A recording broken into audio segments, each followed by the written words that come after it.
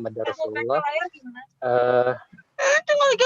Terima kasih kepada rekan-rekan semua pada hari ini. Kita memulai kajian dengan tentang hikmah di balik pandemi COVID tersebut.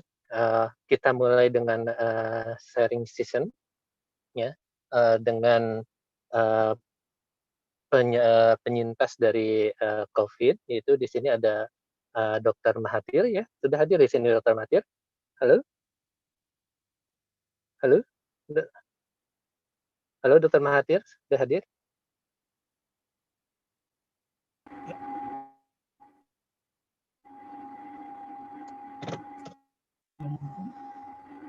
Halo, belum terdengar suaranya Dr. Mahathir.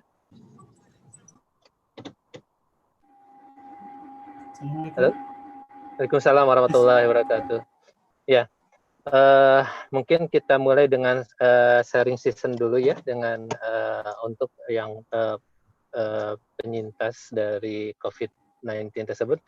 Ya, Dr. Mahathir, bagaimana mungkin bisa sedikit menjelaskan bagaimana ketika pertama kali mendapatkan penyakit dari COVID tersebut ya, Dr. Mahathir, ya.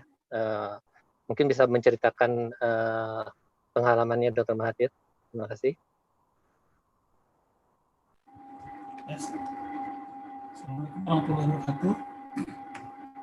Assalamualaikum warahmatullahi wabarakatuh.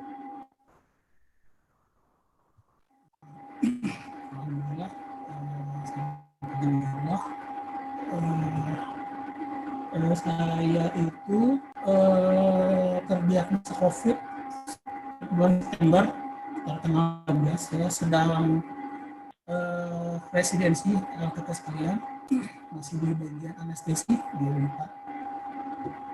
Sebelumnya keluhannya itu cuma, sudah jelas ya? Ya, bisa agak keras sedikit Dr. Mahathir, suaranya kurang begitu jelas.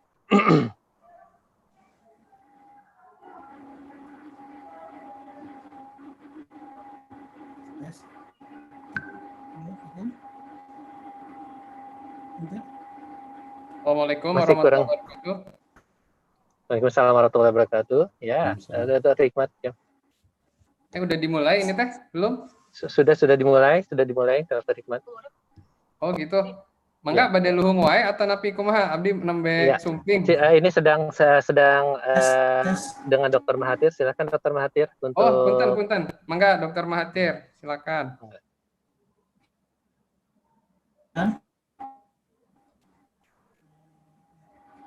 Ya, suaranya Dr. Mahathir. Ya.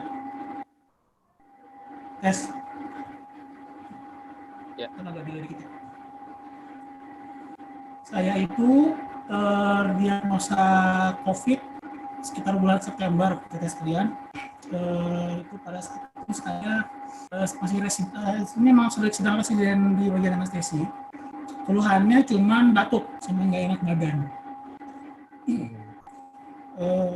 Banyak yang teman-teman bilang kalau ada sesak nggak ada. Alhamdulillah nggak ada, cuma ada batuk sama nggak enak badan.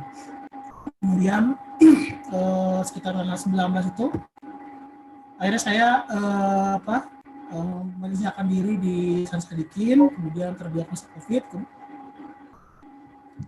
Ya. Kemudian langsung di isolasi di ruang high care unit di RSHS. Kebetulan pada saat itu berdua dengan junior saya, Dr. Fansuri, sama ada keluhan, jadi kita di opname di RSHS di ruang high care unit.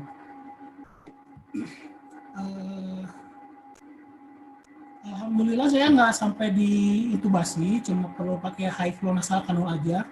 Dr. Fansuri rekan saya di intubasi di HCU. Keluhannya sama batuk. Dr. Fansuri itu dia ada saturasinya agak turun dikit 90-an, tapi nggak kelihatan sesak sih. Kalau saya sesak. Ya di high care unit hampir sampai 2 minggu di HCU RSAS isolasi.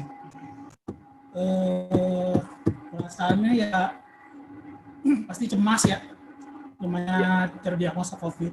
Bersamaan dengan itu, keluarga saya juga di Bekasi, istri saya, Dr. Devi, sama, keluhannya batuk, lebih keras lagi batuknya dan terdiagnosa COVID juga. Jadi saya di opname, istri saya di opname. Saya karena presiden pergi ke HCU, istri saya tadinya cuma dirawat di Bekasi, cuman akhirnya dicarikan rumah sakit yang ada persiapan ventilatornya, akhirnya dirawat di RSPAD. Anak saya ada 2, satu umur 5 tahun, satu lagi umur 1 tahun. Jadi bapaknya di opname, ibunya di opname, udah anak tinggal di rumah dengan babysitter seorang satu. Iya.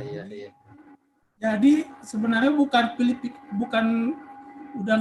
cuma mikirin sehat atau nggak sehat, pikirannya udah terbelah-belah. Istri sakit di Jakarta, sama alhamdulillah kita punya babysitter seorang satu. Cuman kan artinya bapaknya sakit, ibunya sakit, anaknya harus diperiksa kan? Ya, betul. Betul sekali, Dokter Atit. Sekarang masalahnya tambah lagi. Untungnya anak saya ada babysitter satu, masing-masing, satu umur 1 tahun, satu umur 1 tahun. Masalahnya anak saya pertama autis. Makanya kita langsung terbelah gitu. Gimana anak saya yang autis ini cara nge-swab-nya? Alhamdulillah ternyata tetangga-tetangga di rumah langsung respon dan langsung ngurusin anak-anak. Akhirnya semua di swab, diisolasi. Jadi kita mencari juga keluarga. Saya di Bandung 2 minggu di HCU, sampai sekarang sebenarnya masih dirawat. Istri saya dirawat di RSPAD, nggak bisa dilihatin kan semuanya COVID. Anak-anak menunggu hasil swab di rumah. Ya. Pada saat pasti itu bercampur aduk sekali ya. Iya, betul. Orang bilang kalau sakit COVID jangan banyak pikiran, gimana nggak mungkin nggak ada pikiran kan? Betul sekali. Hasil swab anak-anak baru muncul 2 minggu kemudian. Alhamdulillah, nggak mungkin saya nyuruh neneknya datang karena lagi sakit. Jadi udah anak kita percayakan sama babysitter yang berempat di rumah langsung isolasi. Alhamdulillah tetangga yang ngebantuin. Di depan rumah ada senior anak 99 sama 98.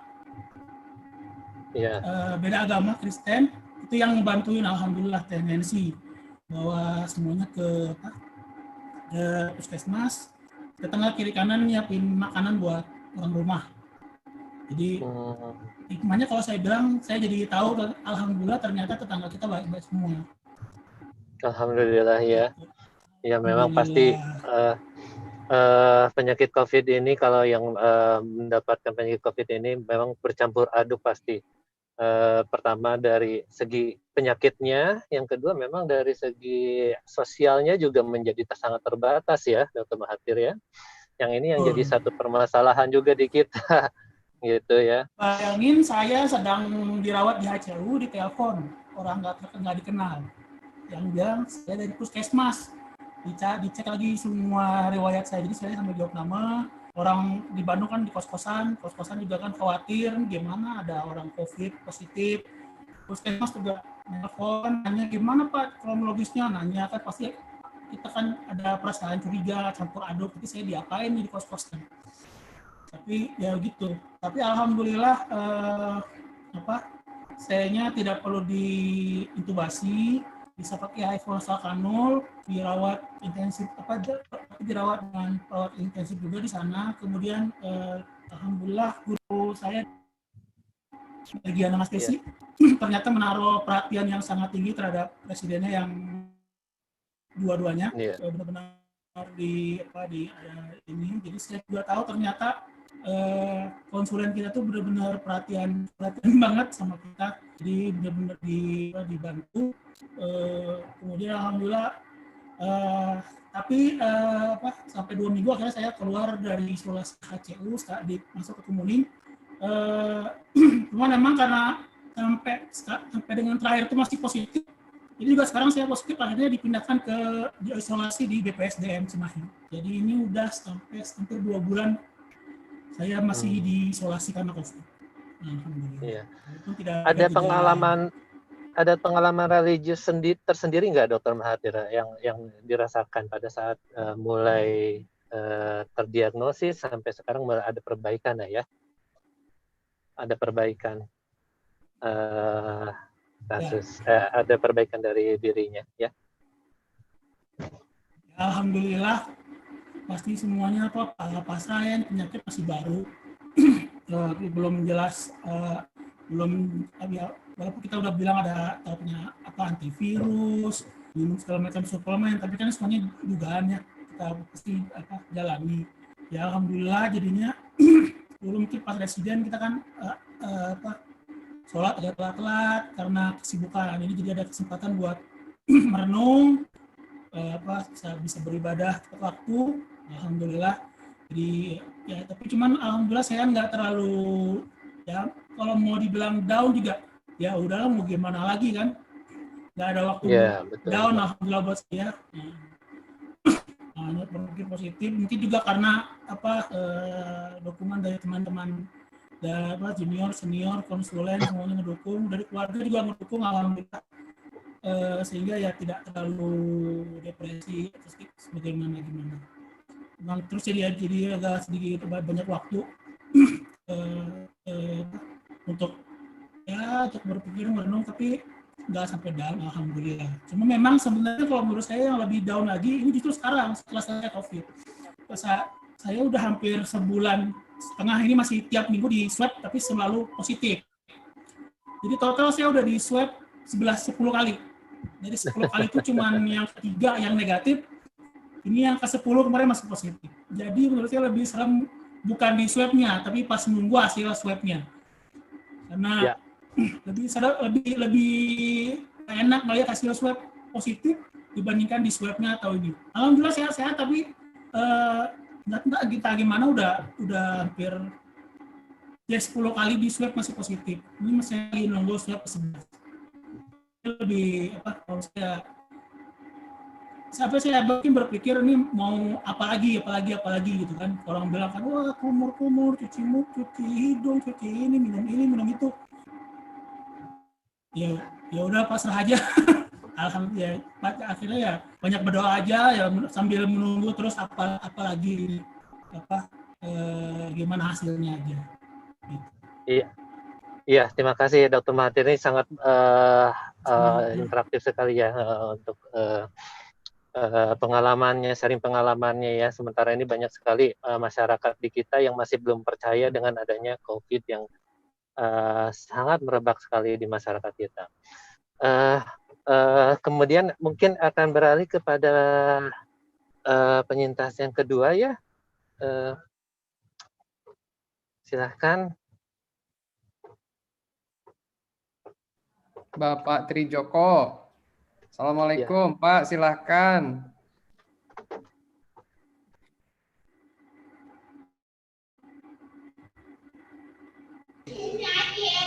Waalaikumsalam warahmatullahi wabarakatuh.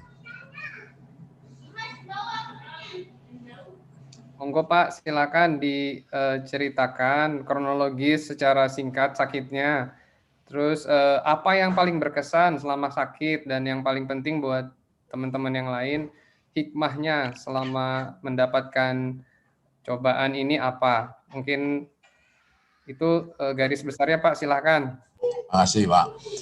Dok, saya kalau nggak salah bukan sujon ya, itu seminggu sebelumnya itu pijat online. Jadi manggil tukang pijat dari luar gitu, dan pada itu seminggu kemudian itu mulai terasa gejalanya, badan saya mau Sabtu sore itu mau mandi kok menggigil. Nah, karena saya pernah kena tipes dan ini saya takut kena DB, sehingga Seninnya ke rumah sakit periksa darah itu, tapi hasil pemeriksaan katanya belum kelihatan DB maupun tipesnya. sehingga pulang hanya dikasih obat penurun panas dan antibiotik untuk seminggu. Selama seminggu itu panas sampai 39, 40 mungkin itu naik turun. Jadi kalau dikasih paracetamol turun, naik lagi gitu. Tanpa obat habis, nggak ada perkembangan signifikan. Akhirnya saya Seninnya itu langsung minta ke RSPI di antara anak saya. Ke sana sore diperiksa darah lengkap. Dokter dijaganya itu curiga kalau ada indikasi demam berdarah, COVID, sehingga diminta di ronsen, dan di ronsen kelihatan paru-parunya katanya udah bebayang, sehingga akhirnya malam itu juga dimasukkan ke dalam UGD isolasi dan dicarikan rumah sakit rujukan. Selama itu nunggu di UGD itu 3 malam kurang lebih. Itu rasanya nggak bisa tidur sama sekali, ya nggak tahu gimana. Pokoknya memang ininya. Dan di situ hari ketiga itu kebetulan terusnya saya dengerin ngajian dengan premium yang di HP itu. Paginya dapat telepon. Karena nomor telepon ini nggak kenal, saya diamin 3 kali sama di telepon. Ternyata yang telepon itu rumah sakit Pondok Indah sendiri. Kasih tahu kalau ada kamar kosong di lantai 5 di ruang isolasi. Akhirnya saya pindah ke ruang isolasi, dirawat, dapat 1 malam 2 malam mungkin di situ. Katanya kondisi saya makin memburuk. Saya sendiri ya pokoknya begitulah, rasanya pusing, jalan juga udah nggak agak ini, dan yang jelas makanan tuh nggak ada enak. Jadi saya agak ngomel terus kalau dapat jatah makan itu yang kepahitan, kemanisan, segala macam itu. Nah ternyata kondisi saya memburuk, terus saya dibawa ke ICCU. Gitu. Dari situ ternyata saya harus langsung di ventilator dan diinikan lehernya itu dibolongin gitu untuk itu gitu. Ya kira-kira itu. Nah sudahnya malah di ICCU itu karena lebih intensif, nggak menderita di UGD. UGD itu panasnya naik turun gitu, saya harus teriak-teriak manggil suster. Kalau di ini deket kan, ICCU itu naik sedikit udah kelihatan langsung dikasih obat dan lain-lainnya gitu. Yang saya pada waktu saya di UGD itu ada hal yang mungkin yang ini, itu saya masih bisa mainan komputer HP. Jadi di situ pada waktu 3 hari itu banyak cerita dari teman-teman yang juga meninggal. Teman saya itu 4 selama saya di UGD itu yang meninggal. Itu teman-teman akal, ada teman sekolah di S2 waktu di luar, ada yang teman kantor, ada itu gitu. Beberapa kena COVID. Nah, pas salah satu yang ini, istrinya teman saya itu lagi divideokan, lagi dimakamkan. Jadi di Pondok Rangon sore-sore gitu. Jadi saya nonton di UGD dengan nganunya COVID, lihat kayak begitu, wah ya udah. Ternyata saya cuma dapat 62 tahun aja nih sama Tuhan, gitu aja. Ya udah, pas sampai ke ICCU, ya terus dirawat itu tadi di ventilator, di ini segala macam. Nah kalau udah ini ya, karena saya dijaga di dekat pintu masuk dan keluar masuk itu, jadi saya bisa absen tuh siapa yang masuk, terus gimana kalau keluar udah dalam peti gitu. Jadi itu selalu lihat lalu lalang tuh di depan mata saya itu. Ya udah, ya itu tadi saya bilang, wah berarti saya cuma dapat 62 nih jatah saya gitu. Nah kebetulan saya waktu itu bawa counter yang biasa nganukan itu, ya selama di ini ya udah aja buat wiritan. Jadi kalau lagi ya kalau udah ngantuk-ngantuk dengerin pengajian, kalau enggak itu aja selama hampir, karena tidurnya juga sebentar-sebentar aja itu enggak ini kan gitu. Yang selebihnya ya saya pikir enggak terlalu ini ya, karena ya saya enggak enak badan jelas lah. Yang jelas saya tuh lapar terus gitu kan, jatahnya cuman semangkok kayak susu itu 4 mangkok sehari gitu, sehingga Jadi saya minta kebiasaan kalau sebelum subuh saya minta dibersihin kotorannya itu supaya bisa tahajud segitu, terusnya subuhan, terusnya itu aja yang rutinitas. Juga pagi sore saya sengaja minta diambil lendirnya itu, karena kalau lendirnya itu berasa sekali ganggu kalau kayak orang tenggelam gitu. Nah, daripada saya menderita begitu, lebih baik rutinnya diiniin gitu. Jadi tiap pagi dan sore itu disedot. Wah, itu memang agak terasa penderitaannya itu. Gitu.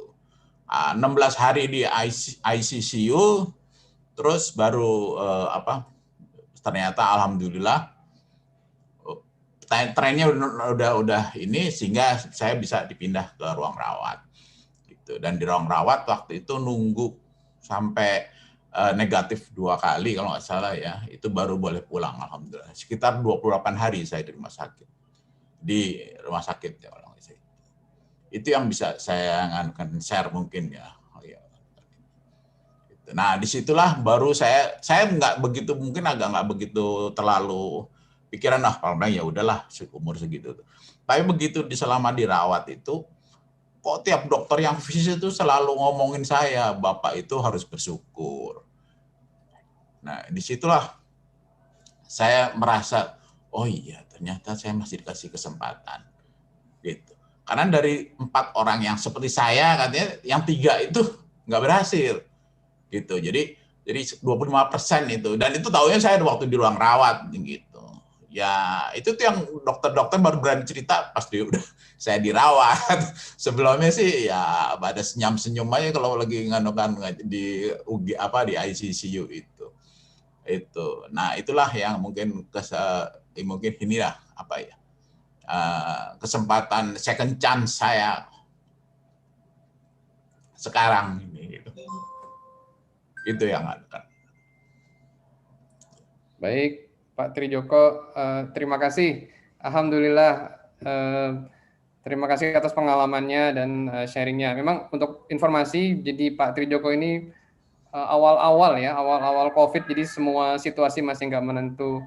Jadi yang seperti kita ketahui, memang pandemi coronavirus ini sangat luar biasa, lebih luar biasa dampaknya dibanding perang sekalipun. Semua menjaga jarak, berdiam diri di rumah, bahkan sholat Jumat, sholat berjamaah itu sempat ditiadakan. Rumah ibadah, kantor, sekolah, terminal, bandara, pelabuhan, semuanya sunyi senyap. Semua orang berubah jadi memakai masker, meskipun sulit, mahal, tapi semua orang berlomba-lomba membeli masker ya. Dan cuci tangan sekarang jadi merubah kebiasaan semua orang cuci tangan, alhamdulillah. Pengajian, takbik akbar, acara keagamaan semua ditunda, sunyi senyap.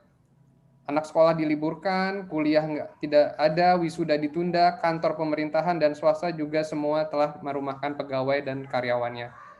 Jadi beberapa daerah, semua negara, bahkan hampir sebagian besar di seluruh dunia melakukan lockdown atau karantina.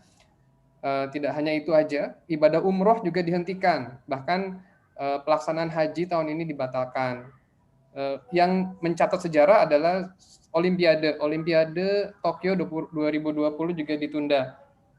Jadi sepanjang sejarah Olimpiade itu ditunda 3 kali, 2 karena perang dunia, yang 1 karena coronavirus. Jadi semuanya ini ada hikmahnya.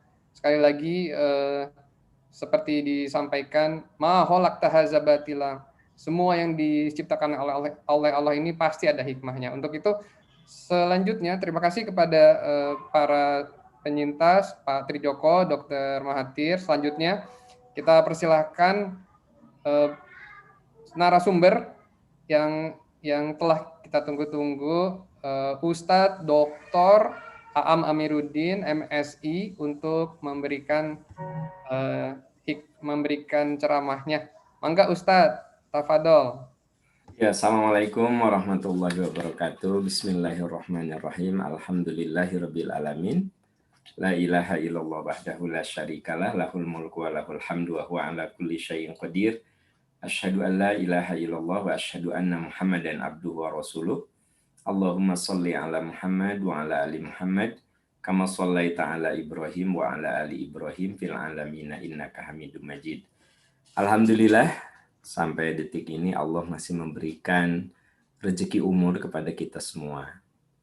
Bapak Ibu, sahabat-sahabat tercinta, tadi kita sudah mendengar beberapa pengalaman yang menurut saya membuat kita harus berterima kasih kepada Allah Subhanahu wa taala, bersyukur kepada Allah. Tadi Pak Tri Joko mengatakan dari beberapa teman beliau dirawat itu semuanya tidak berhasil. Pak Tri Joko berhasil. Kenapa? Karena Nabi mengatakan orang tidak akan meninggal kalau jatah rezeki umurnya masih ada. Jadi walaupun kita dalam situasi yang sangat luar biasa, kalau rezeki umurnya masih ada, dia tidak akan meninggal. Gitu. Tapi walaupun masih muda, ya, kalau rezeki umurnya habis, ya selesailah. Tapi masalahnya kita tidak tahu rezeki umur kita itu segimana. Maka disitulah wilayah kita untuk ikhtiar. Kalau sakit berobat, kita selalu menjaga kesehatan. Jangan sampai kita menjerumuskan diri pada kebinasaan. Sekarang nih, ya, kalau bapak-bapak datang ke satu masjid, mau Jumatan, Anda lihat ternyata di masjid itu tidak memperhatikan protokol kesehatan. Anda boleh batalkan Jumat dan ganti dengan sholat duhur sebenarnya. Kebayang nggak sama Bapak Ibu? Jadi dalam Islam itu kita tidak boleh menjerumuskan diri pada kebinasaan. La dororo wa la diroro. Tidak boleh kamu memadorotkan orang. Tidak boleh kita memadorotkan orang. Dan kamu harus menghindari kemadorotan dari orang. Kalau tadi disebutkan di awal-awal itu masjid sepi, Jumatan ditiadakan, haji tidak diberangkatkan dari kita, umroh ditahan dulu, ya itu ikhtiar untuk supaya kita tidak masuk pada kemadorotan. Nah sekarang bagaimana? Ya kalau sekarang ini kita datang ke satu tempat akan membuat madorot, ya masih berlaku. Tidak Jumatan itu, Bapak Ibu, Bapak-bapak.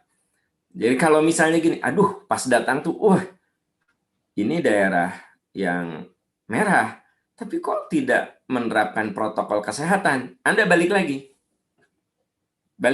sholat di rumah, sholat duhur, bukan sholat Jumat. Boleh tidak? Boleh, gitu ya.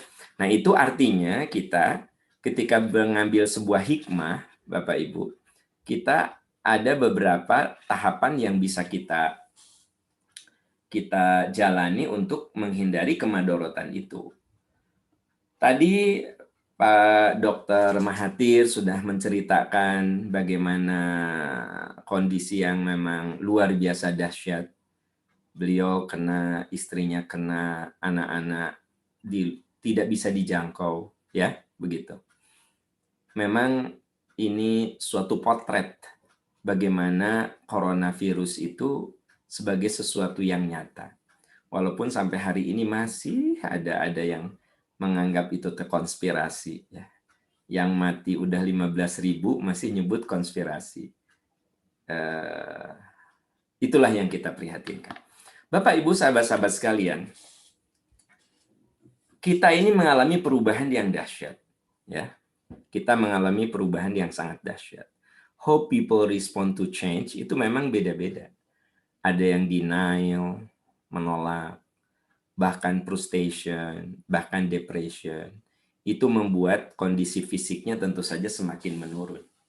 Ketika orang menghadapi sakit, kemudian dia menyangkal, frustasi, depresi, itu sudah dipastikan dia akan mengalami kondisi fisik yang semakin menurun. Tapi ada lagi orang yang ketika menghadapi ujian, ya, dia berusaha untuk belajar menerima dan akhirnya dia memiliki integritas untuk melewati ujian-ujian itu. Nah, Bapak Ibu sahabat-sahabat sekalian, ya, ujian di dalam Al-Quran disebut dengan dua istilah, fitnah dan musibah. Kalau fitnah itu ujian yang bersifat personal. seperti anak yang tidak soleh, istri yang tidak soleh, suami yang tidak soleh. Nah, itu namanya fitnah. Makanya di ayat ini ada kata-kata innama amwalukum wa auladukum fitnah. Nah, kalau musibah itu ujian yang seperti sekarang kita rasakan. Dirasakan oleh banyak orang. Gempa itu disebut musibah. Kenapa? Karena dialaminya oleh banyak orang. Pandemi COVID ini juga disebut musibah karena dirasakan oleh banyak orang. Jadi di dalam Al-Quran ada dua istilah. Kalau fitnah itu ujian yang bersifat personal. Sementara musibah itu ujian yang dirasakan oleh kebanyakan orang, oleh sama-sama. Ya, musibah berasal dari kata asoba yusibu isoba, artinya peristiwa tidak menyenangkan yang menimpa seseorang. Setiap orang ditimpa sesuatu yang tidak menyenangkan, itu namanya musibah. Ternyata, saudara-saudara sekalian, menurut surat Al-Ankabut ayat 2-3, ujian itu berfungsi untuk menyeleksi manusia-manusia terbaik agar meraih keberkahan. Jadi kita memandang yang namanya musibah itu sebagai media untuk menyeleksi. Bukankah kita lulus sekolah itu karena melewati ujian? Makin tinggi sekolah kita, maka ujiannya juga makin berat. Nah, di dalam Al-Ankabut ayat 2-3, Allah berfirman, ahasiban nasu ayyutraku ayyaqulu amanna wa hum la yuftanun. Apakah manusia mengira mereka dibiarkan begitu saja? Mereka tidak diuji. Walaqad fatanna alladziina min qablihim falaya'lamannallahu alladziina shadaqu wa laya'lamannal kadzibin. Sungguh orang-orang sebelum mereka telah diuji dengan berbagai ujian. Maka tampak di antara mereka siapa yang benar imannya dan siapa yang dusta imannya. Jadi bagi kita, saudara-saudara tercinta, yang namanya musibah itu ujian yang harusnya menjadi berkah. Yaitu apa?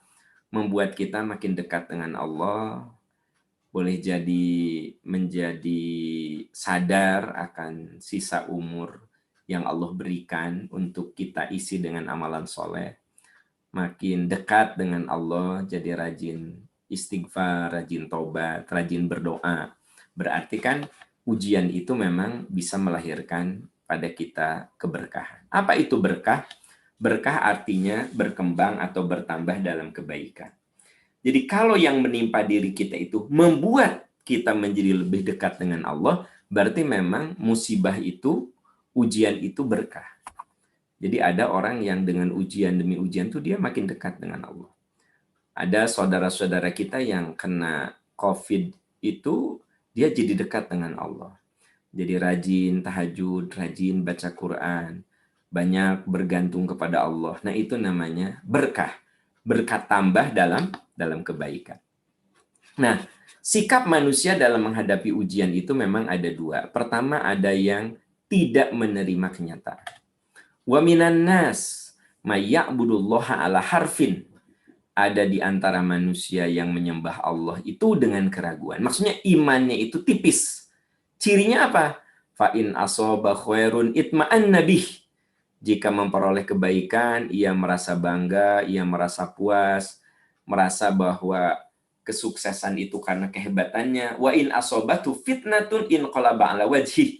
Tapi jika ditimpa ujian, ia menolak. Dia nggak mau terima kenyataan bahwa itu merupakan bagian dari ujiannya. Bahkan ada yang mengartikan inqalaba ala wajhih itu dia sampai marah kepada Tuhan. Murtad dan marah kepada Sang Pencipta. Khosirud dunya wal akhirah. Sungguh ia rugi dunia dan akhirat. Dzalika huwal khusranul mubin. Itulah kerugian yang nyata.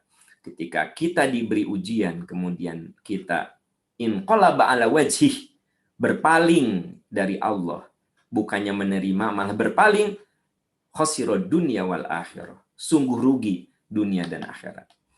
Tapi ada juga memang yang menerima dengan ridho. Walau annahum radu ma atahumullahu wa rasuluh. sekiranya mereka benar-benar ridho. Nah, jadi teman-teman sekalian, Bapak Ibu, sahabat-sahabat, ada yang menolak, ya, inqalaba ala wajhih, menolak, bahkan sampai ada yang jadi marah sama Tuhan, jadi murtad begitu. Tapi ada juga yang radau ma atahumullah, mereka ridho dengan apa yang diberikan Allah dan Rasulnya. Dan mereka katakan, hasbunallah, cukuplah Allah bagi kami. Jadi ketika orang yang ridho itu, orang yang ditimpa ujian itu ridho, dia bilang, saya mah bergantung saja kepada Allah. Saya hanya minta kekuatan dari Allah.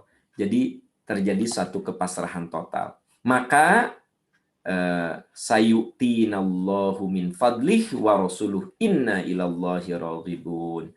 Sungguh kami orang-orang yang hanya berharap pada ridho Allah. Jadi teman-teman sekalian, jadi sikap manusia dalam menghadapi ujian itu ada yang ridho, radau, mereka ridho, ada yang inqalaba ala wajhih, dia itu berpaling, ya, tidak menerima.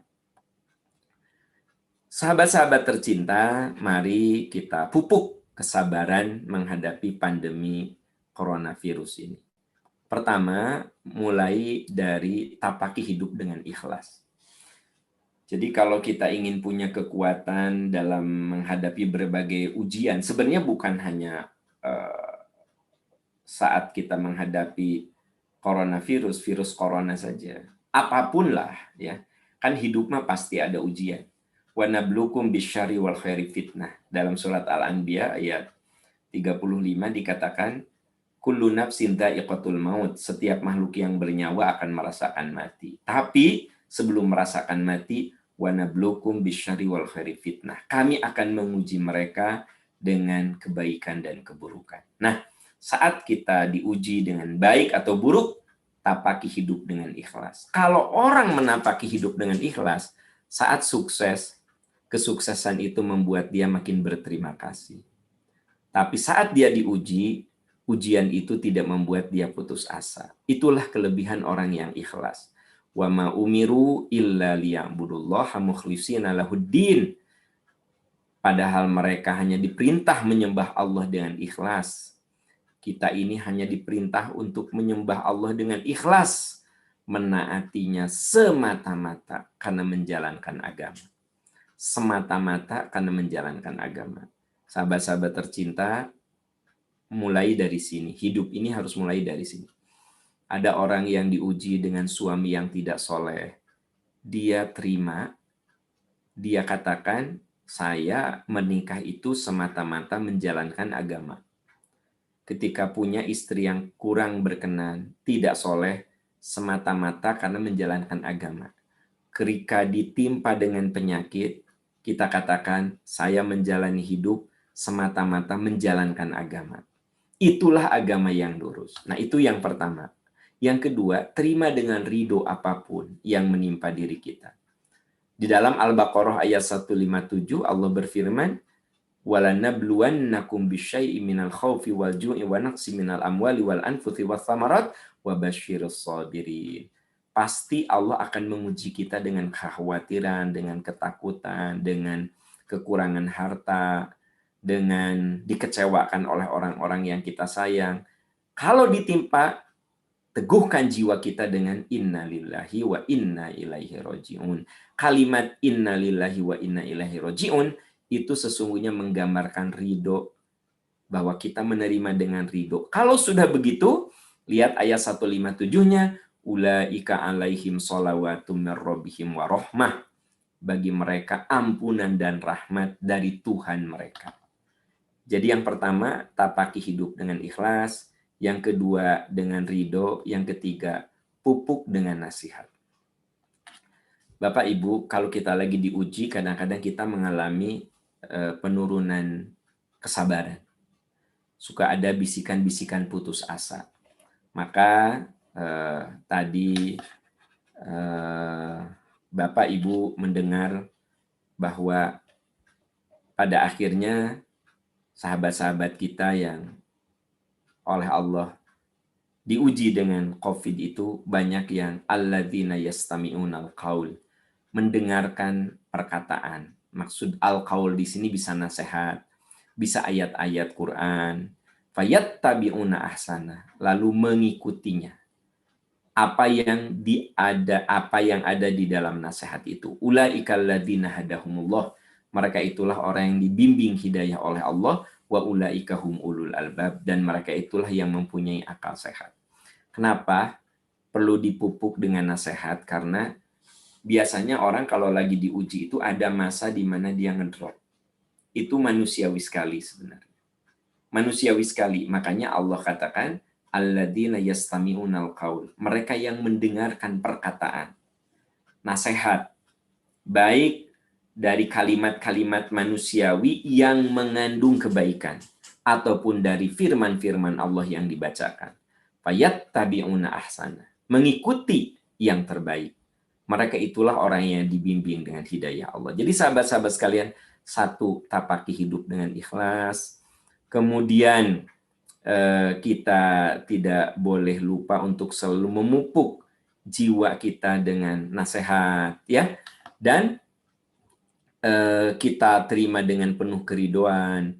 Dan yang keempat, awas, jangan lupa, jangan sampai kita mengkhianati amanah. Jadi kita sadar bahwa kesehatan itu amanah. Jadi kita kudu berjuang untuk sehat. Bapak dan Ibu dokter, Anda oleh Allah diberi amanah. Dalam kondisi pandemi ini, ya para pejuang, tentara di garis terdepan itu adalah Bapak, Ibu dokter, dan para perawat semuanya. Sehingga ini bagian dari jihad dahsyat tim kesehatan.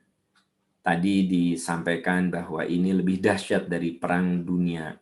Betul, ini lebih dahsyat dari perang dunia. Kenapa? Karena musuhnya tak terlihat. Dan tentara-tentaranya adalah Bapak, Ibu yang berada di barisan terdepan, dokter, perawat, pokoknya semua yang ada tim di barisan terdepan. Itu amanah yang ada di pundak Bapak Ibu sekalian. Apalagi Bapak Ibu sebagai dokter tentu saja secara eksplisit disumpah, ya. Jangan kamu khianati amanah yang dipercayakan kepadamu. Ya ayyuhalladzina amanu, hai orang yang beriman, la takhunullaha war rasul, jangan kamu khianati agama, khianati Allah dan Rasul. Wa takhunu amanatikum, jangan kamu khianati amanat yang dipercayakan kepadamu padahal kamu sadar.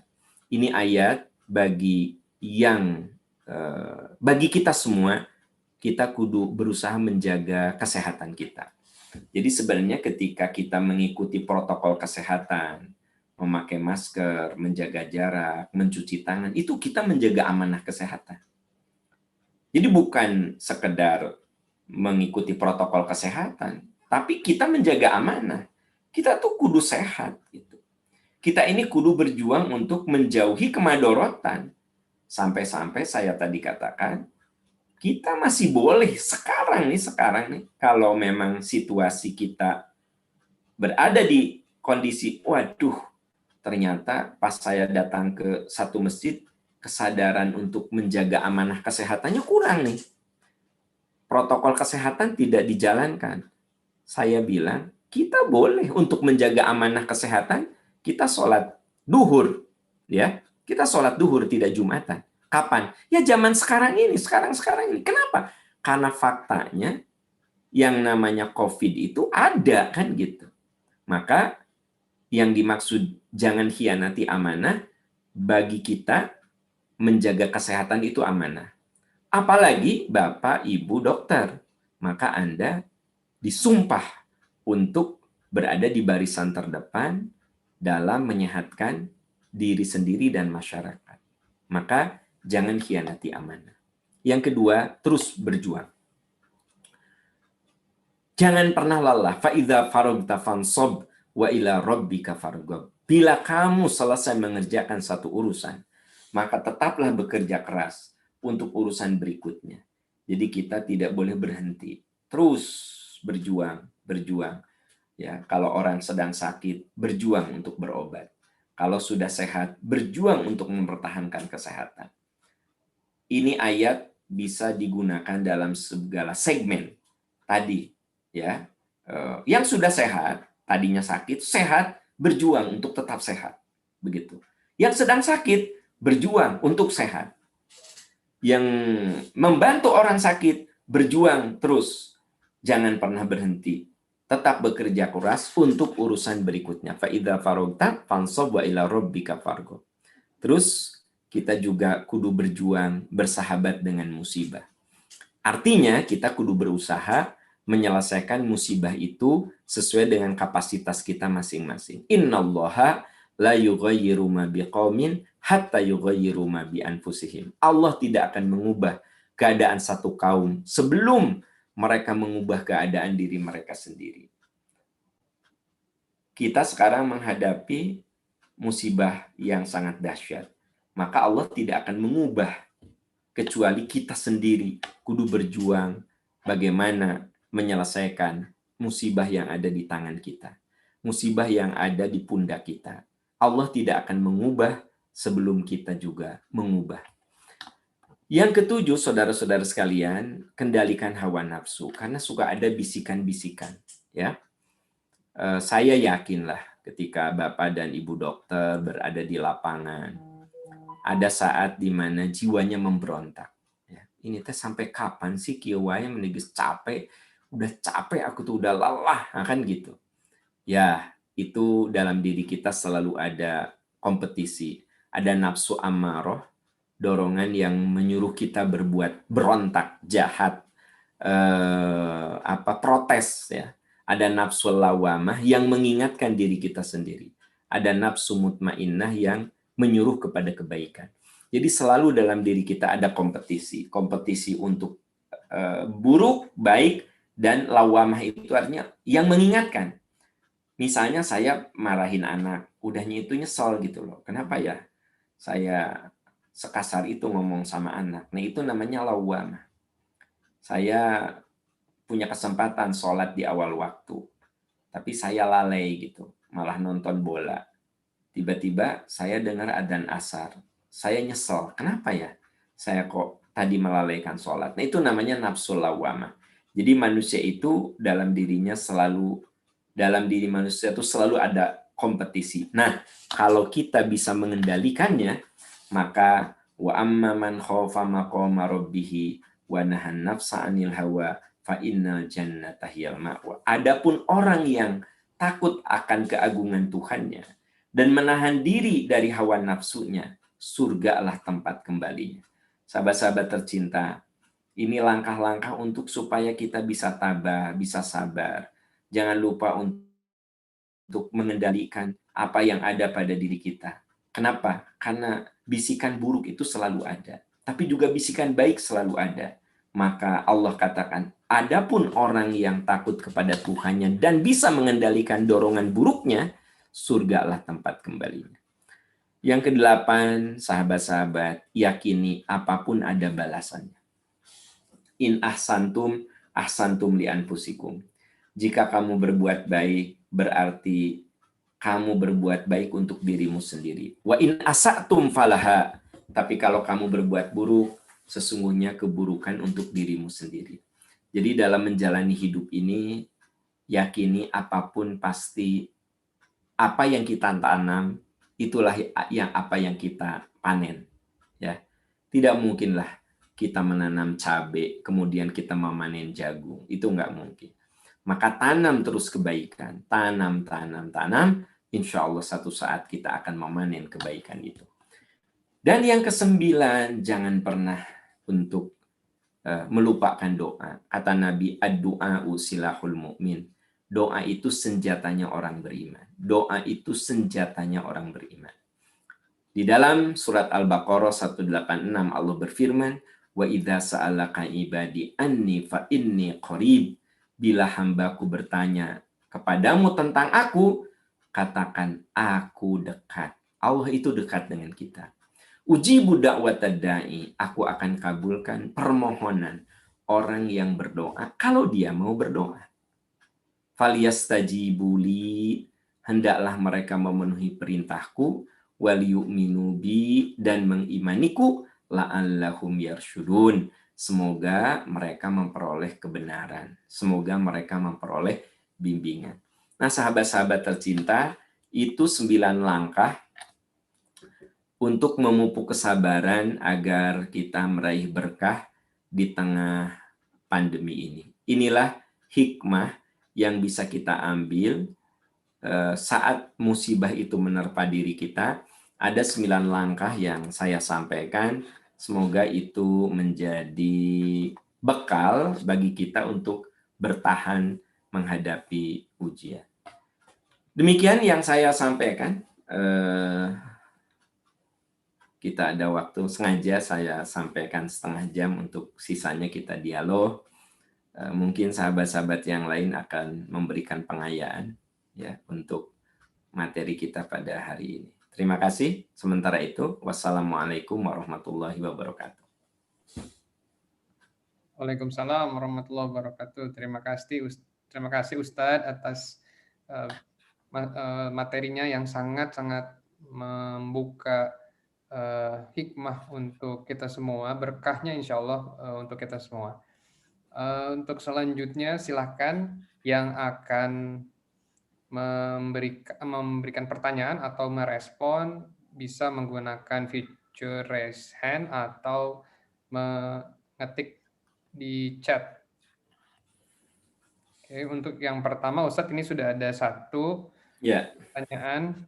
Mohon izin Ustadz, bagaimana menghadapi orang yang tidak peduli protokol kesehatan, misal berkerumun, tidak bermasker, dan dilakukan oleh tokoh. Sudah ditegur malah tidak berkenan. Mungkin ini tadi mirip seperti yang Ustadz bilang, dalam hati petugas kesehatan ngedumel, sampai kapan ini berakhir, terus lihat orang seperti ini. Mohon tanggapannya Ustadz, terima kasih. Iya, memang inilah letak ujian paling dahsyatnya gitu ya. Kalau Bapak, Ibu, para dokter, para perawat menghadapi orang yang sakit, kasarnya jelas lah gitu ya. Kita ini bisa total membantu orang yang sakit supaya sembuh, meringankan beban orang sakit. Jadi jelas apa yang kita lakukan. Justru ujian terberatnya muncul dari orang yang tidak mengikuti protokol kesehatan. Yang paling parah, dia itu tokoh yang punya follower, kan gitu. Nah, si tokoh ini termasuk orang yang beranggapan bahwa COVID ini adalah konspirasi. Nah, itu lebih dahsyat lagi. Ya, kan jangankan dari orang biasa kan. Bapak Ibu mungkin pernah nonton video, saya tidak tahu tingkat kebenaran betulkah itu ada. Walaupun memang betul di situ ada profesor dan lain sebagainya, tapi kan perspektifnya mungkin lain ya. Yang mengatakan bahwa ini adalah konspirasi. Kebayang nggak kalau ada orang yang dikategorikan sebagai opinion leader, lalu dia itu pasti punya follower, ya. Nah, dia dengan seenaknya berkerumun tanpa protokol kesehatan. Tadi pertanyaannya, ini ngadepinnya gimana kan gitu. Ya, harus menerima kenyataan, itulah bagian dari ujian. Kenapa? Kan Bapak dan Ibu juga nggak bisa intervensi, ya. Ya, atau petugas di lapangan saja nggak dihiraukan kan gitu. Jadi ketika Pak polisi itu mengatakan, coba jaga jarak, coba pakai masker.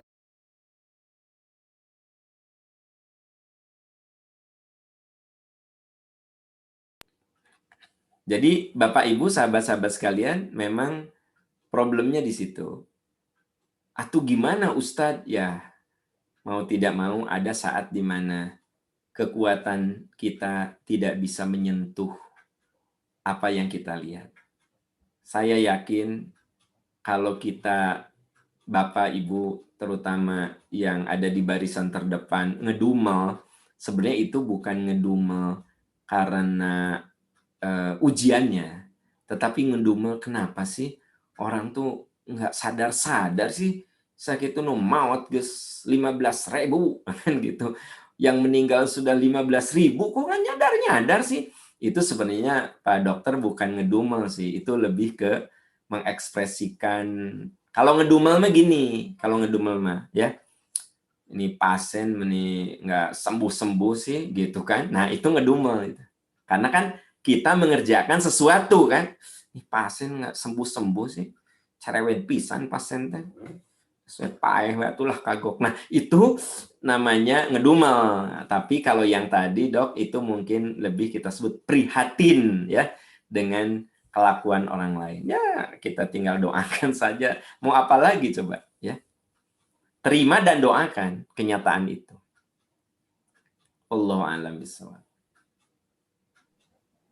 Ya, alhamdulillah Ustadz. Terima kasih. Rada lega ini unek-uneknya jadinya dicerahkan oleh Ustadz. Nah, ada pertanyaan lagi nih Ustadz. Ya. Dari Umi Atia Mahda.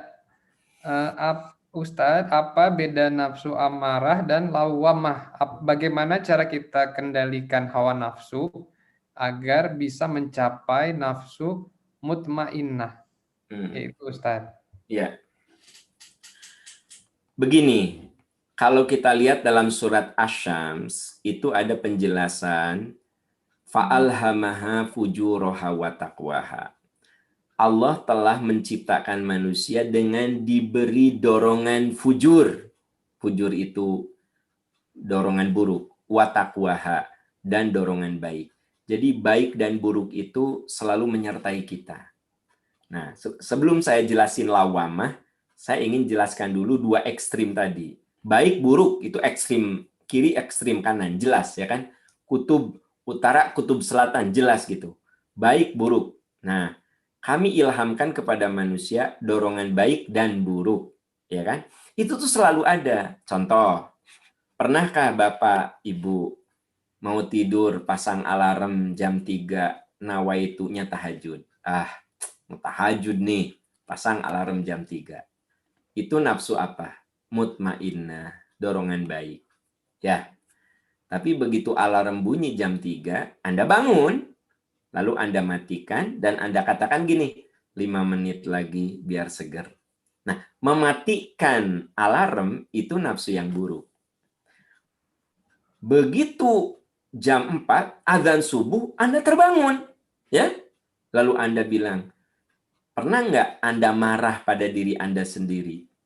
Kenapa ya aku malah tidur lagi padahal tadi alarm sudah bunyi? Nah, marah kita terhadap diri sendiri. Kenapa ya saya kok matiin alarm? Itu namanya nafsu lawamah. Nafsu yang menegur. Jadi nafsu lawamah inilah sebenarnya nafsu yang bagus. Nafsu yang mengoreksi lawamah itu. Nah, tapi si nafsu lawamah ini yang suka mengoreksi bisa saja lama-lama mati. Kalau tidak pernah didengar tegurannya. Ya, pernah nggak Bapak Ibu sholat jam 1 duhur itu merasa bersalah? Ya, sholat duhur kok jam 1 ya? Anda merasa bersalah. Nah, itu perasaan bersalah sholat duhur jam 1, padahal Anda waktu jam 12 itu santai-santai aja, malah menyelesaikan drama Korea, ibu-ibu tuh. Ya kan gitu. Kagok ya drama Korea, tamatin aja dulu. Nah, begitu jam 1, setengah 2, Anda baru sholat duhur. Aduh, kenapa ya? Hanya dengan drama Korea saja aku tergoda. Nah, perasaan, aduh, kenapa? Itu namanya nafsu lawamah. Nah, tolong diingat, nafsu lawamah ini kalau tidak pernah dihiraukan, Anda sholat setengah 2, merasa bersalah, nggak peduli lah, nggak pernah didengar, nanti lama-lama si nafsu lawamahnya mati. Ya, nah kalau sudah mati, ya sudah, berarti orang itu nanti akan diperbudak oleh hawa nafsu. Jadi pertanyaan tadi, gimana supaya kita bisa memunculkan nafsu mutmainnah, dorongan baik, maka tugas kita harus selalu melawan apa yang jadi bisikan buruk. Ibu kesal sama suami, ya begitu suami pulang, ibu berusaha melawan perasaan ibu. Ibu tetap tersenyum, ibu tetap ramah, seperti tidak terjadi apa-apa. Ibu lawan nafsu buruk Anda. maka lama-lama Anda menjadi orang yang lebih punya jiwa maaf. Ya. Jadi memang itu butuh waktu. Makanya di ayat tadi ada kalimat wa amman khofa maqama rabbih. Adapun orang yang takut kepada Tuhannya, wa nahan nafsa anil hawa. Dia melatih diri untuk menundukkan nafsu buruk. Jadi nafsu buruk ini kudu dilatih, gak bisa ujug-ujug kita menguasai nafsu mutmainnah, ya tidak. Tapi semuanya butuh latihan, butuh pembiasaan. Makanya manusia itu dibentuk dengan 3 hal, teman-teman sekalian. Ini saya lagi menjawab nafsu mutmainnah ya, supaya dominan. Manusia itu dibentuk dengan 3 hal. Pertama, perkataan yang benar, pembiasaan yang benar, dan keteladanan yang benar. 3 itu. Perkataan yang benar. Itu sebabnya ketika Allah berfirman tentang pendidikan anak, kamu harus khawatir. Waliyashalladzina law taraku min khalfihim dzurriyyatan di'afa. Kamu harus khawatir kalau anakmu itu lemah iman, lemah ekonomi, ya, lemah akhlak. Kamu harus kasihan sama anak-anakmu. Allah menyebutkan apa? Falyattaqullaha waliyaqulu qaulan sadida. Kamu bicara kudu benar. Jadi ternyata manusia itu dibentuk dengan omongan yang diulang-ulang. Diulang-ulang. Lalu apa? Dengan pembiasaan yang diulang-ulang. Makanya ada sebuah statement psikologi yang mengatakan manusia itu menjadi apa tergantung apa yang dibiasakan. Anak-anak kita suka sayuran kalau dari kecil sudah dibiasakan dengan sayuran. Anak-anak kita suka ikan kalau dari kecil dibiasakan ikan. Maka manusia itu menjadi apa tergantung apa yang dibiasakan. Dan yang ketiga, keteladanan. Nah, nafsu buruk akan reda ketika kita dilatih dengan omongan yang benar, pembiasaan yang benar, keteladanan yang benar. Maka nafsu buruk kita mereda. Tapi nafsu buruk kita dominan ketika 3 hal itu tidak ada. Jadi penegasannya adalah, kalau tadi pertanyaannya supaya nafsu mutmainnah dominan bagaimana? Biasakan bicara benar, pembiasaan yang benar, dan keteladanan yang benar. Dan itu butuh waktu, tidak bisa sekaligus. Itu wallahu a'lam bishawab. Mungkin yang lain mau menambahkan juga boleh, Dok. Kalau ada yang mau menambahkan tidak harus saya yang jawab gitu. Pak Dokter juga, Pak Dokter Hikmat bisa menambahkan gitu ya. Pak Dokter Mahathir juga bisa menambahkan ya. Pak Trijoko bisa menambahkan sesuai dengan pengalamannya. Mangga, silakan, tidak harus saya.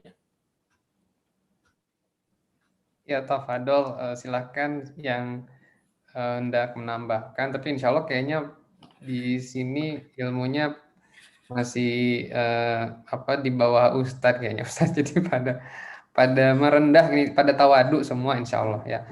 Kemudian Ustadz sekali ini ada pertanyaan lagi dari nakes di Al Ihsan.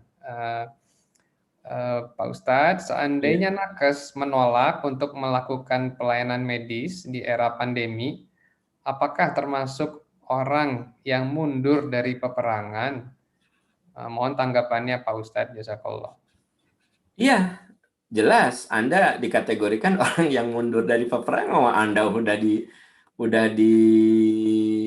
disumpah gimana sih? Gitu. Jadi kalau ada nakes yang tidak mau melayani, itu mundur dari peperangan, kan gitu. Bukan hanya mundur dari peperangan, Anda mengkhianati amanah. Makanya tadi ayatnya saya sampaikan di Al-Anfal. Ya ayyuhalladzina amanu la takhunullaha war rasul. Kamu tidak boleh mengkhianati Allah dan Rasul. Wa takhunu amanatikum. Kamu tidak boleh mengkhianati amanat yang ada di pundak kamu. Saya sebagai dosen, kalau saya tidak mau mengajar, saya sudah mengkhianati amanah yang ada di pundak saya, gitu. Tapi kalau saya tidak mau jadi tenaga kesehatan, saya mah bukan dokter. Kata Pak Dokter Hikmat, Pak Am, coba itu rawat pasien. Ya, saya bilang nggak mau, Dok. Saya mah tidak mengkhianati amanah, justru apa? Berarti kalau saya ambil, kalau tidak dilatih dulu, saya sudah menjerumuskan orang lain pada kebinasaan. Jadi maaf ya, para tenaga kesehatan, mohon maaf jangan sampai mundur, ya kan gitu. Ya. Walaupun alasannya gini, abis masyarakat sih nggak nyadar-nyadar, udah kita dokter berhenti aja. Nggak boleh gitu. Berarti Anda nggak sabar ngadepin ujiannya gitu. Mirip seperti tentara yang udah jelas musuh ada di depan kok pada mundur. Ya. Itu mah resiko profesi ya, mau tidak mau. Jadi jangan banyak alasan, maju terus. Mati ya syahid lah gitu ya. Pak Dokter Hikmat udah berapa ratus tuh dokter yang meninggal menghadapi COVID ini? Kalau nggak salah udah 120-an ya? Ya, Ustadz, mohon izin, tenaga kesehatan yang dokter meninggal itu sepengetahuan saya update kemarin itu 186 totalnya. 186 dan itu paling banyak memang dokter penyakit dalam, paru, yang lain-lainnya juga ada, dokter THT ada dan anestesi ada. Insya Allah semua bidang kedokteran ada. Dan yang paling menyakitkan itu para residen, Ustadz. Jadi menurut mungkin ada semacam tahapan gitu ya sebelum mencapai dokter spesialis itu harus melewati residensi dulu. Nah, itu yang paling menurut kami itu menyayat hati karena sudah mengumpulkan biaya, terus kemudian berkorban waktu, keluarga, dan akhirnya ya qadarullah sih memang Ustadz ini sudah tertulis di Lauhul Mahfuz, tapi nah itu Ustadz mungkin pertanyaan saya ini pribadi Ustadz mungkin nyelip ya, maaf teman-teman. Kan kata Allah tuh la yukallifullahu nafsan illa usaha di Al-Baqarah. Nah, seandainya hal ini terjadi pada katakanlah seseorang yang merasa saya sudah banyak berkorban, saya sudah menyiapkan ini begitu lama, anak-anak saya masih kecil-kecil, terus kemudian istri saya juga tidak ada pemasukan, siapa yang akan membiayai. Nah, dikaitkan dengan surat Al-Baqarah tersebut, Ustadz. Bagaimanakah menyambungkannya ke hati, karena mendengarnya ya insya Allah kami dengar gitu, tapi menyambungkan ke hatinya rada susah itu gimana ya Ustaz? Ya. Nuhun. Ya, Pak Dokter. Ayat yang mengatakan la yukallifullahu nafsan illa wus'aha itu mengandung makna kita kudu optimis menghadapi ujian gitu, Dok. Artinya itu. Jadi gini, Allah tidak akan memberikan beban di luar kemampuan. Maksudnya itu statement ayat, kita kalau dapat ujian ya harus meyakini insya Allah saya bisa menghadapi ujian ini gitu.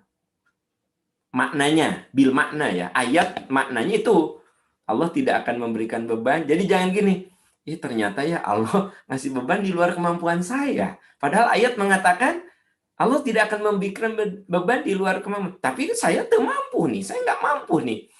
Itu salah, itu gagal paham. Gagal paham. Jadi yang dimaksud ayat tadi, kita kudu yakin, kudu optimis, bisa menyelesaikan ujian. Gitu.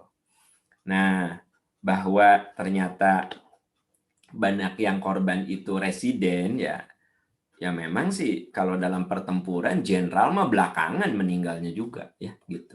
Jadi jenderal mah belakangan, nanti bangsa konsulen, profesor itu mah belakangan ya, biar residen dulu yang berjatuhan ya. Itu mah sudah sunatullah lah. Teman-teman kenapa tuh mau jadi dokter ya, itu mah sebuah resiko profesi ya gitu. Artinya ya udah, maksudnya terima aja, mau diapain lagi, itu memang perjalanan hidup kita seperti tadi. Tapi yang jelas kita kudu yakin bisa menyelesaikan setiap ujian yang Allah berikan dengan segala ikhtiar yang bisa kita lakukan. Bahwa tadi gimana nanti anak-anak masih kecil-kecil, istri juga tidak punya penghasilan, ya percayalah semua ada jalannya, ada jalan hidupnya begitu. Yang penting Bapak Ibu berjuang dengan segala kesungguhan, tawakal kepada Allah, jangan sampai udah lelah, udah capek, malah tidak mengandung, maksudnya nilai pahalanya menjadi sedikit. Total saja dalam hati kita untuk melakukan pengabdian yang terbaik kepada Allah Subhanahu wa taala. Pak Dokter, saya bicara begitu ya renyah ya, karena saya tidak mengalami. Mungkin teman-teman di nakes mah wah itu teh dokter, perawat mah itu teh omongan saya teh dianggap kamu ngomong gitu, udah kamu mah nggak ngalamin gitu ya. Saya bisa mengerti lah gitu ya. Nah, ada katanya manusia itu kadang suka melakukan pemberontakan dengan alasan ini, ya kamu nggak ngerasain bagaimana 12 jam pakai baju dok itu teh pakai Hazmat, APD. pakai APD gitu, kamu baru pakai masker setengah jam aja udah pengen buka gitu ya. Memang saya kadang-kadang gini dok, kadang-kadang saya kalau lagi meeting ya, nah kan pakai masker tuh, aduh ya asa ya nggak nyaman dan asa pusing gitu karena mungkin sirkulasi udaranya jadi nggak bagus kan gitu. Nah nggak kebayang itu dokter ya 12 jam pakai yang begitu. Jadi sebenarnya ini yang harus menjawabnya ya dokter lagi, bukan saya. Jadi ustadz yang dokter gitu loh, itu yang biar lebih mantap ya. Gitu. Dokter yang ustadz gitu tah, ya. Ya dok, gitu. Pak Ustadz Turnuhun, terima kasih. Ada pertanyaan lagi Ustadz, tapi kali ini buat para survivor, Dr. Mahathir dan Pak Trijoko dari Pak Taufik. Pertanyaan kepada para survivor COVID, gejala apa yang paling dirasakan berat sekali? Sesaknya, sakit kepala, atau yang lain? Adakah amalan khusus yang dilakukan penyintas COVID sampai kondisi sehat sekarang? Mungkin ini amalan secara lahiriahnya mungkin Pak Trijoko atau Dr. Mahathir, kira-kira apa yang dirasakan memperbaiki atau membuat kondisi tubuh jadi lebih baik. Mungkin itu dulu. Mangga silakan.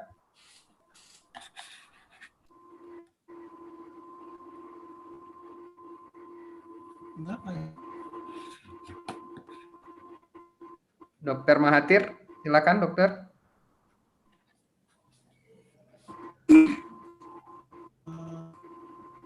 Kalau saya yang dirasakan itu bahkan cuma enak badan sama batuk sedikit. Cuma memang mungkin karena mobil residen ya, menyesaki di tandang. Cuman memang pas kita tuh kesehatannya, apalagi kita lagi pendidikan, pasti denial dulu. Padahal pikiran pertama kita langsung kita tahu nih pasti adalah 50% COVID, 50% COVID. Tapi entah gimana ya, kita di sekolah denial, bukan, jadi langsung saya istirahat, langsung minum obat sebanyak-banyaknya yang saya mau. Akhirnya setelah 10 hari cuma istirahat, ya akhirnya saya istirahat juga. Saya periksakan, dan memang sebenarnya kan kalau sementara gold standarnya kan PCR ya. Jadi ya ketika di PCR ternyata positif, ya udah pasrah. Saya ikutin semua dari tim dokternya, disuruh istirahat, disuruh langsung opname langsung opname. Tapi keluhannya sebenarnya bersyukur alhamdulillah keluhannya lebih banyak batuk bukan sesak, sehingga tidak harus diintubasi, harus pakai ventilator, jadi pakai high flow nasal kanul aja sudah cukup alhamdulillah gitu. Ya, terima kasih Dokter Mahathir. Jadi kuncinya istirahat mungkin ya dok ya, dan pasrah ya. Mungkin selanjutnya Pak Trijoko, Pak, silakan. Kalau nggak salah Pak Trijoko sempat diintubasi ya. Saya ingat saya begitu, enggak Pak? Silakan. Terima kasih Dokter Hikmat. Ya, jadi saya kira-kira prosesnya mungkin hampir dari mulai kena sampai itu ya, kalau mudah-mudahan nggak sujon ya, dari mulai pincet itu terus sampai masuk ke ICU itu 2 minggu ya. Jadi minggu pertama itu rasanya panas dan pusing, batuk enggak. panas dan pusing, udah gitu karena selama seminggu dia kasih obat paracetamol dan antibiotik nggak berubah ya, baru ke ICU SPI. Nah, itu di situ rasanya selama di UGD ya pusingnya ya enggak ya. Jadi pusing dan kalau nyesek nggak terlalu ya, saya nggak kan gitu.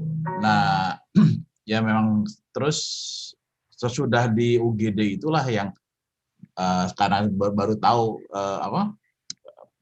suspeknya itu COVID, dan terusnya ngelihat video ya dengan WA teman-teman yang kabar dari grup ini si A si B meninggal gitu tuh kayak hampir tiap hari itu kadang-kadang 1 atau 2 orang karena COVID gitu. Sehingga ya udah kalau wah ini tinggal giliran saya nih kalau begitu. Jadi berarti saya jatahnya cuma 62. Yang waktu itu memberatkan pikiran saya itu malah karena saya nularin anak saya nomor 2. Jadi anak saya juga masuk seminggu kemudian itu masuk juga di RSPP. Sebulan juga itu dulu. Tapi umur nggak sampai ditubasi atau apa. Itu cuma ini aja infus dengan itu yang mbak jadi pikiran. Kalau saya ya udah 62 lah kalau begitu ini jatahnya. Seperti tadi Pak Ustadz katakan ya itu kan udah ada garisnya ya. Jadi ya gimana cuy yang ngurang-ngurangin dosanya gitu. Ya udah deh selama itu ya dengerin pengajian, wirid gitu kan. Ya macam-macam yang baca macam-macam lah gitu. Berapa ribu kali gitu. Selama karena nggak bisa tidur juga. Nah, ternyata dengan terusnya dengerin pengajian itu kadang-kadang bisa tiduran sebentar bangun gitu.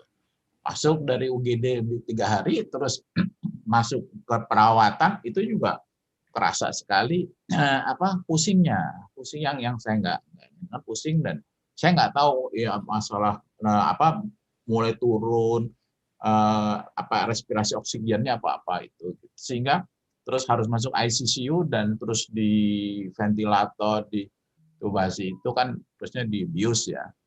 Nah, malah di ICU itu lebih tenang dalam arti kata panasnya nggak terkontrol, naik sedikit langsung dikasih paracetamol, dikit lagi dikasih infus paracetamol gitu, sehingga benar-benar intensif dan ya yang cuman gangguan itu karena harus makan lewat ini dan kurang mau jatah saya gitu, rasanya lapar aja itu, gitu. Jadi sehingga saya terusnya mensikapinya gimana yang do the best.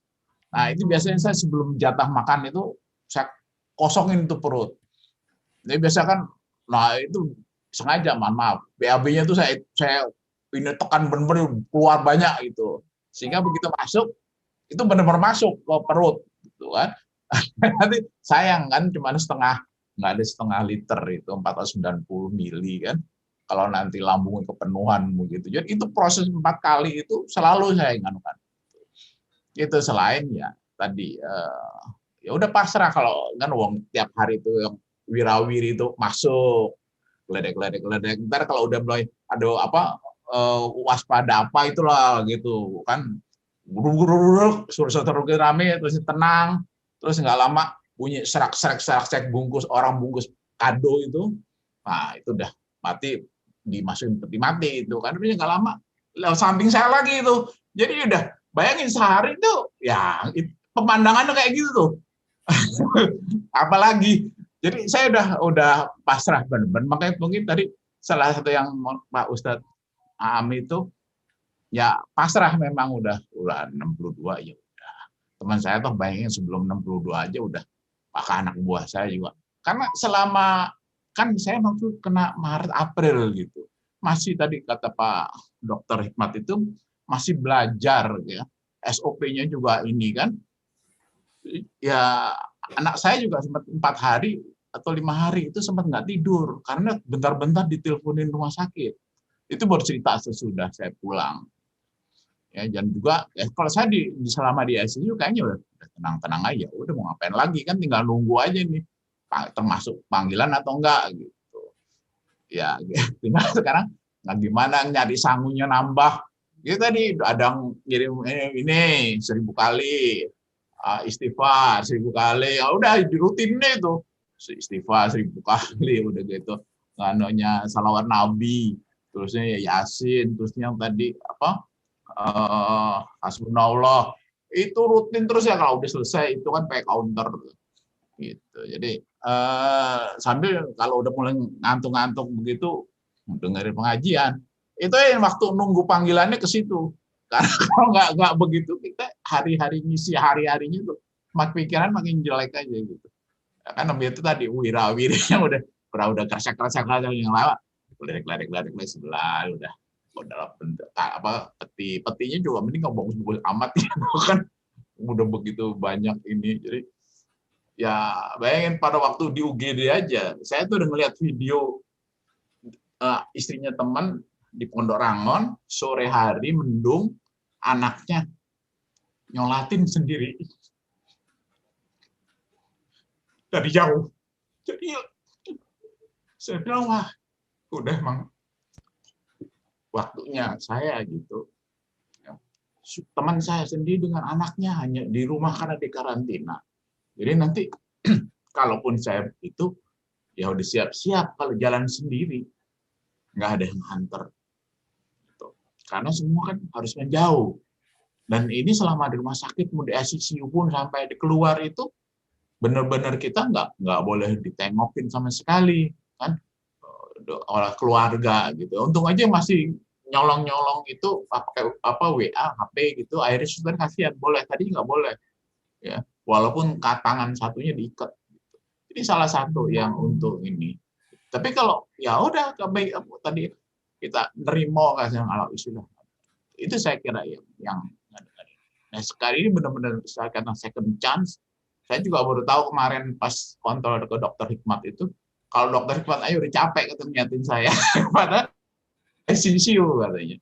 Karena padahal saya ngerasain di ICU itu ya biasa-biasa, dalam arti kata ya udah begitulah rutinnya kan, diinikan di tiap jam 4 diselang untuk makan pagi, udah itu rutinitas yang saya nggak pikirin itu kayak yang begitu-begitu sebagai suatu yang penderitaan atau apa gitu. Tapi gimana memperkecilnya? Makanya sehari itu saya tiap pagi saya minta susternya itu disedot. Alhamdulillah kebetulan slemnya itu nggak terlalu banyak.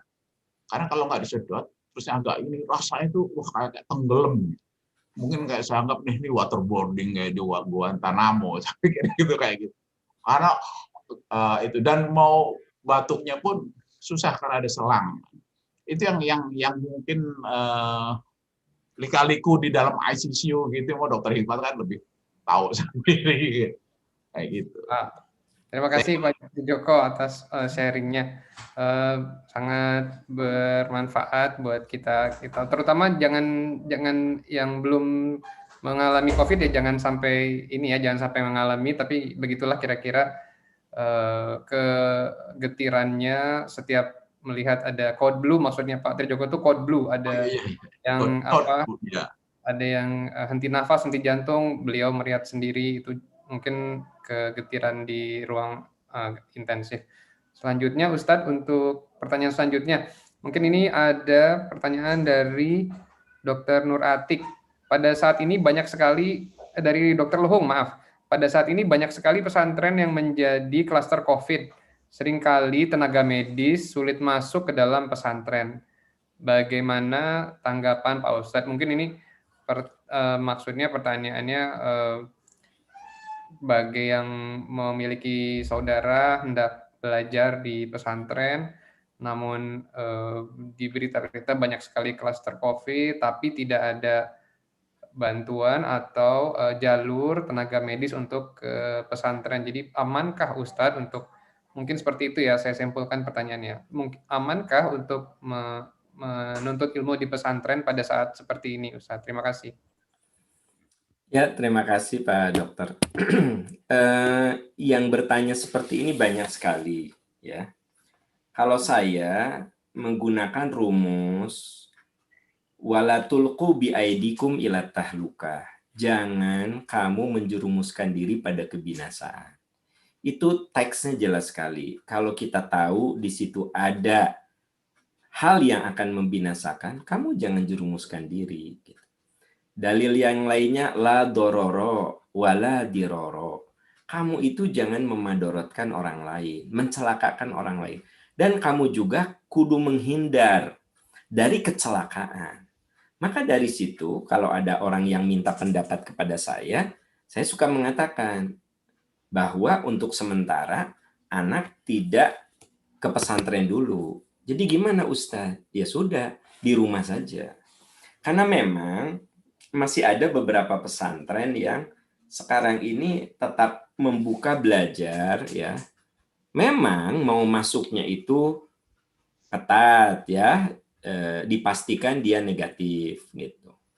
Tapi kan begitu satu aja kena, itu kan luar biasa akibatnya.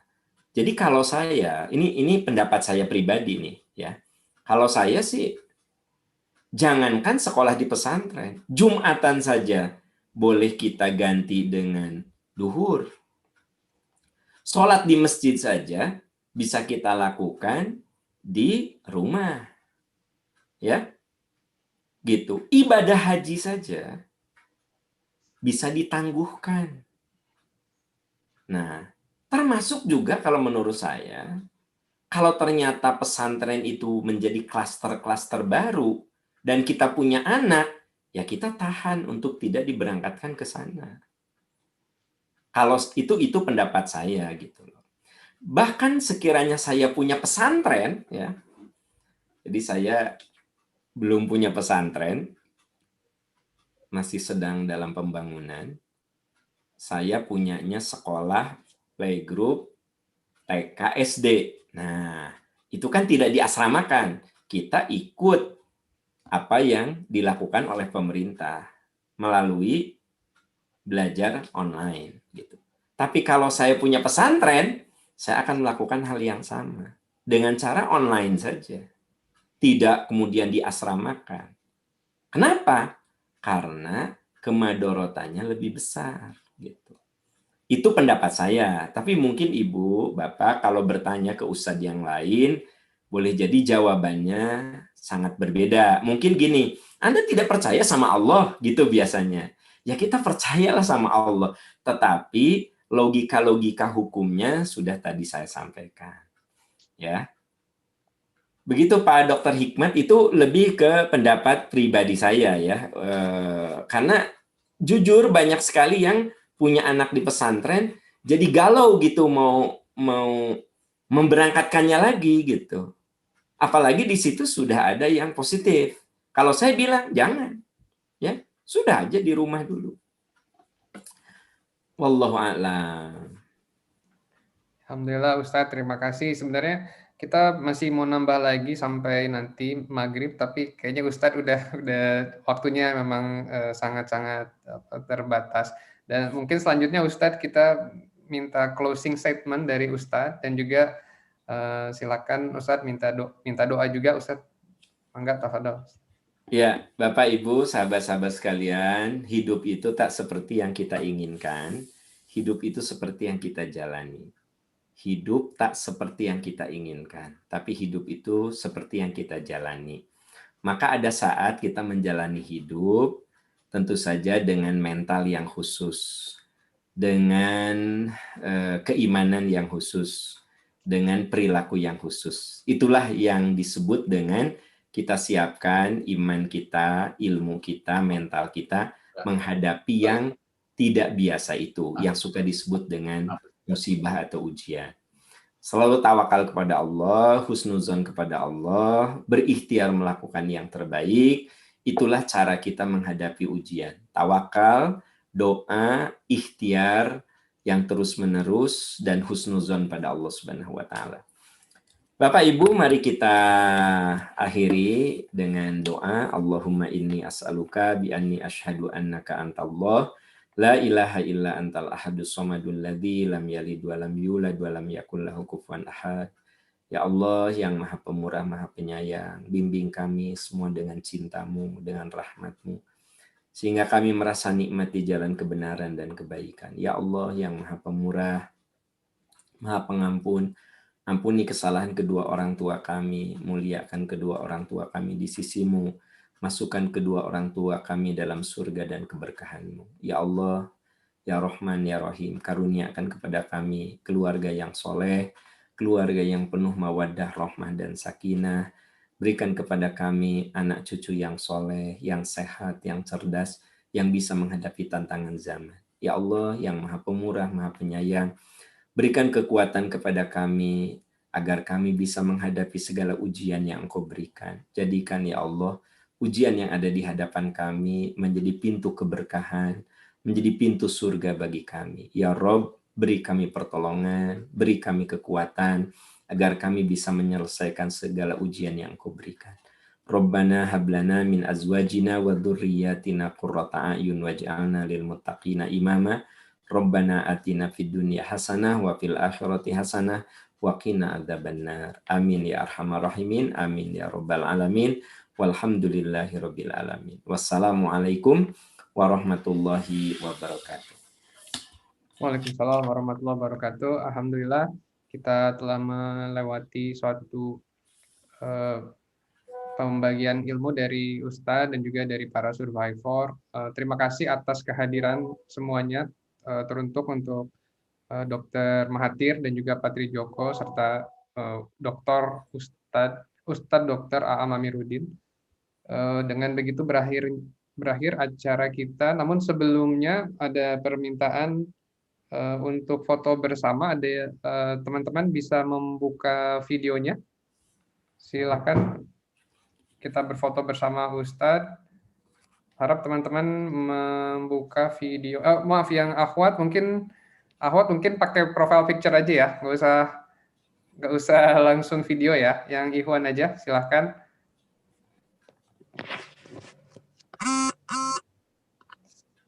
Jazakallah semuanya, jazakallah ilmunya. 1, 2, 3. Alhamdulillah. Satu lagi. 1, 2, 3. Alhamdulillah. Terima kasih semua. Dipersilakan untuk melanjutkan aktivitas masing-masing. Kita bertemu lagi dalam acara pengajian selanjutnya. Assalamualaikum warahmatullahi wabarakatuh. Waalaikumsalam. Waalaikumsalam. Terima kasih Ustadz. Terima kasih. Pamit semuanya ya. Mangga. Assalamualaikum.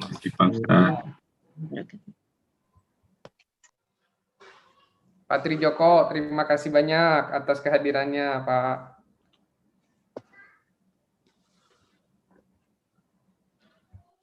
Terima kasih.